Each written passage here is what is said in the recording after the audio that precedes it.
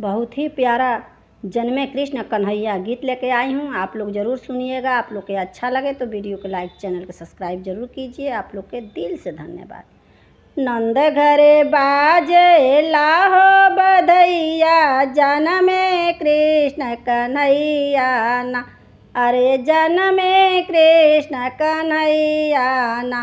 नंद घरे बाजे लाहो बधैया, जन्मे कृष्ण कन्हैया ना। अरे जन्मे कृष्ण कन्हैया ना। तीनों कुलवा तार कन्हैया, बलावा नगर नौनिया ना।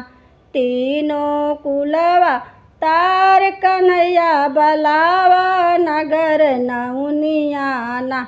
नंद घरे बाजे लाहो बधैया, जन्मे कृष्ण कन्हैया ना।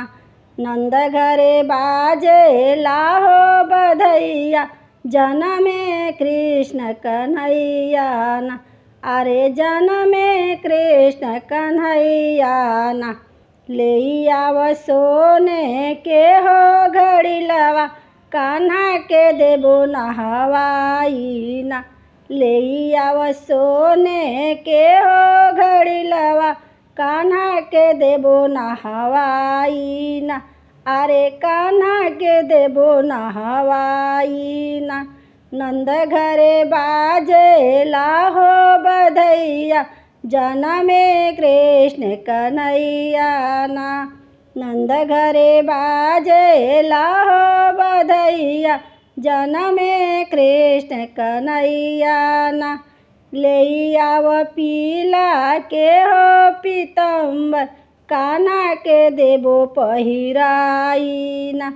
ले आव पीला के हो पीतम्बर, कान्हा के देबो पहिनाई ना। अरे कान्हा के देबो पहिनाई ना। नंद घरे बाजे लाहो बधैया, जन्मे कृष्ण कन्हैया ना। नंद घरे बाजे लाहो बधैया, जन्मे कृष्ण कन्हैया ना।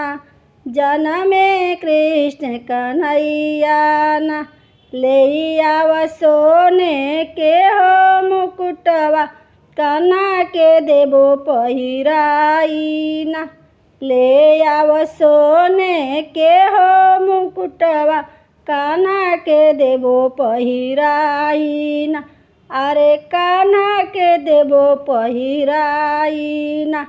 नंद घरे बाजे लाहो बधैया, जन्मे कृष्ण कन्हैया ना।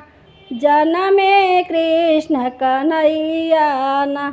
नंद घरे बाजे लाहो बधैया, जन्मे कृष्ण कन्हैया ना।